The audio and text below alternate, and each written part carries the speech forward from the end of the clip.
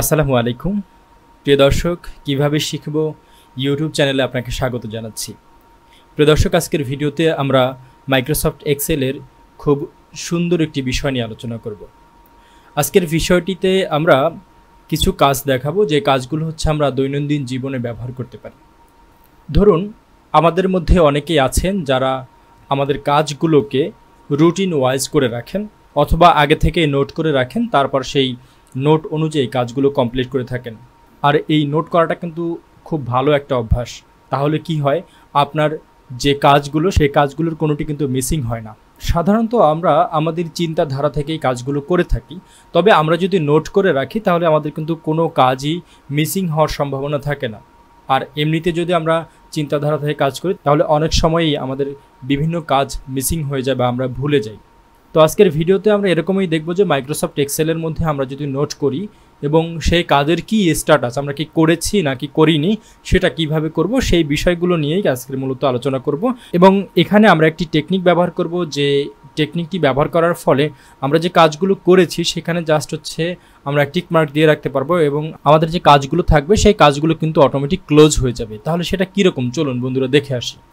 বন্ধুরা, আমি মাইক্রোসফট এক্সেলের একটি শিট এখানে ওপেন করেছি, এবং এই শিটের মধ্যে আমি ছোট্ট একটি রুটিন করে রেখেছি, ডেইলি ওয়ার্ক রুটিন। এখানে তিনটি কলাম রেখেছি। প্রথম কলামটি হচ্ছে আমার যে ডেইলি ওয়ার্ক, সেটা আমরা কি কাজগুলো করব সেটা আমি নিচের এই কলামগুলোতে লিখে রেখেছি, এবং সেই কাজের স্ট্যাটাসটা আমি এখানে দেখব যে এই কাজগুলো আদৌ আমি করেছি কিনা, বা সেটার স্ট্যাটাস কি, সেটা কিন্তু আমি এখানে নোটগুলো একটা টিক মার্ক করে দিতে পারি।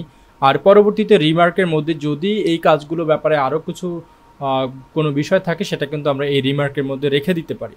তো বন্ধুরা, এইটাকে আমরা কিভাবে করব? তো বন্ধুরা, এই স্ট্যাটাসটার মধ্যে আমাদের মূলত কাজ। আমরা স্ট্যাটাসে যখন এটাকে বলবো যে আমার কাজটি হয়ে গেছে, তখন এই পাশে যে আমার কাজটি আছে সেটি অটোমেটিক ক্লোজ হয়ে যাবে বা ক্রস হয়ে যাবে। তো সেটা কিভাবে করব? তো এই কাজগুলো করার জন্য আমরা প্রথমে স্ট্যাটাস বারের মধ্যে যতটুকু জায়গা বা যতটুকু রেঞ্জের মধ্যে আমাদের এই কাজগুলো থাকবে ততটুকু রেঞ্জ আমরা এখান থেকে সিলেক্ট করব। সিলেক্ট করার পরে আমরা এখান থেকে চলে যাব আমাদের এই যে রিবন বার রয়েছে, সেই রিবন বার থেকে হোম মেনুর ভেতরে আমরা চলে যাব, এখানে কন্ডিশনাল ফরম্যাটিং রয়েছে, সেখানে কন্ডিশনাল ফরম্যাটিংয়ের মধ্যে গিয়ে আমরা সবার শেষে যে অপশনটি রয়েছে সেটি হচ্ছে নিউ রুলে ক্লিক করব। নিউ রুলে ক্লিক করার পরে আমাদের সামনে এরকম নিউ ফরম্যাটিং রুল নামের একটি মেনু চলে আসবে। এই মেনুর মধ্যে আমাদের কিছু কাজ করতে হবে। তো নিউ রুলে আসার পর আমাদের অনেকগুলো অপশন থাকবে। আমরা এখান থেকে প্রথম যে অপশনটি রয়েছে সেই অপশনটি কিন্তু আমরা এখানে সিলেক্ট করে দিব। অর্থাৎ এখানে এই যে ফরম্যাট অল কলস বেসড অন দেয়ার ভ্যালুস, এইটাকে আমরা সিলেক্ট করে নিব। এটাকে সিলেক্ট থাকা অবস্থায় আমরা নিচে চলে যাব, এখানে রয়েছে ফরম্যাট স্টাইল। এই ফরম্যাট স্টাইলের মধ্যে এখানে রয়েছে টু কালার স্কেল। আমরা এই টু কালার স্কেলের এখানে অ্যারোতে ক্লিক করে আমরা এখানে আইকন সেটস করে দিব। আইকন সেটস করে দিলে আমাদের সামনে আইকন সেটসের আরও কিছু অপশন চলে আসবে। এখানে আমরা এই যে নিচে আইকন স্টাইলটি রয়েছে সেখানের অ্যারোতে ক্লিক করে আমরা এখান থেকে যে টিক এবং ক্রস যেটি রয়েছে সেটাকে সিলেক্ট করে দিব। সিলেক্ট করে দেওয়ার পরে আমাদের পাশে রয়েছে শো আইকন অনলি, এখানে আমরা টিক মার্ক করে দিব। টিক মার্ক করে দেওয়ার পর আমাদের একটু নিচে কাজ করতে হবে। নিচে হচ্ছে আমাদের এখানে রয়েছে টাইপ। এই টাইপে আমরা এখানে নাম্বার ফরম্যাটটাকে সিলেক্ট করে দিব, এবং নিচেরটাকেও নাম্বার ফরম্যাট করে দিব। নাম্বার ফরম্যাট করে দেওয়ার পর আমাদের এখানে যে ভ্যালুগুলো ছিল সেই ভ্যালুগুলো কিন্তু 0 হয়ে গেছে। তো প্রথমে যে ভ্যালুটি রয়েছে সেখানে আমরা 1 করে দিব। 1 করে দিয়ে আমরা এখানে জাস্ট ওকে দিব। ব্যাস, আমাদের এখানের কাজ শেষ। এরপরে আমাদের এই যে টুডেস ওয়ার্ক, এই ওয়ার্কস কলামের মধ্যে কাজ রয়েছে। তো আমরা এই টোটাল ওয়ার্কস কলামটাকে সিলেক্ট করলাম। সিলেক্ট করার পরে আমরা আবার চলে যাব কন্ডিশনাল ফরম্যাটিংয়ে। কন্ডিশনাল ফরম্যাটিং থেকে নিউ রুল থেকে আমরা এখান থেকে সর্বশেষ যে অপশনটি রয়েছে use a formula to determine which cell to format, এই অপশনটাকে আমরা সিলেক্ট করব।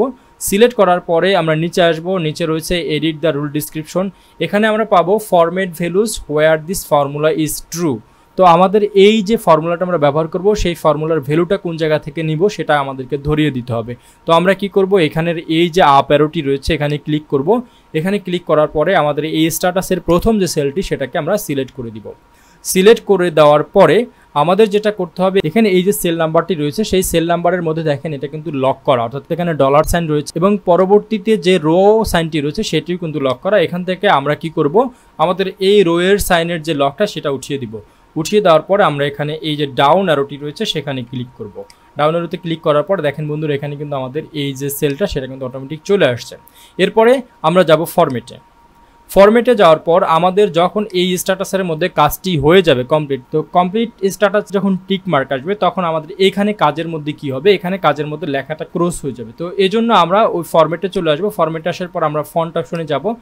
ফন্ট অপশন থেকে আমরা ফন্টটাকে ইটালিক করে দিব এবং ইটালিক করে দেওয়ার পর নিচে আসবো, নিচের এই কালার অপশনটাকে আমরা এটাকে রেড কালার চুজ করে দিব। এরপরে আমাদের রয়েছে ইফেক্টের এই জায়গাটা আমরা এই স্টিক থ্রো যে অপশনটা রয়েছে সেটাকে টিক মার্ক করে দিব, তারপর আমরা ওকে করে দিব এবং পরবর্তী আমরা ওকে করে দিব। এখন দেখেন বন্ধুরা আমাদের ধরুন আমি সকালে 9টায় এন্ট্রি করলাম, এন্ট্রি করার পর আমি এখানে 1 প্রেস করলাম, আমার কি হলো এইখানে কিন্তু টিক মার্ক চলে আসছে এবং এখানে কি হলো আমার এই কাজটা কিন্তু ক্লোজ হয়ে গেছে, তার মানে এই কাজটা আমার সম্পন্ন হয়ে গেছে। এরপরে ধরেন আমি having tea coffee with cake, তো এটা আমি করলাম, করার পর এখানে 1 প্রেস করলাম, দেখেন বন্ধুরা কি হলো আমার কিন্তু এই কাজটা কমপ্লিট হয়ে গেছে। এরপরে কোনো কারণে আমি মেলটা চেক করি নিই, পরবর্তীতে এসে আমি অফিসের যে ফেসবুক ইনবক্স রয়েছে সেটাকে আমি চেক দিলাম, তো আমি এখানে 1 লিখলাম, দেখেন বন্ধুরা কাজটা ক্লোজ হয়ে গেছে এবং এই স্ট্যাটাসে কি টিক মার্ক চলে আসছে। ঠিক এরকম করে আপনি যখনই একটা কাজ কমপ্লিট করবেন তারপর একটা 1 দিবেন, দেখবেন পরবর্তী কাজটা কিন্তু 1 প্রেস করে যখন আপনি ইন্টার প্রেস করবেন তখন দেখবেন যে আপনার কাজগুলো কিন্তু ক্লোজ হয়ে যাবে।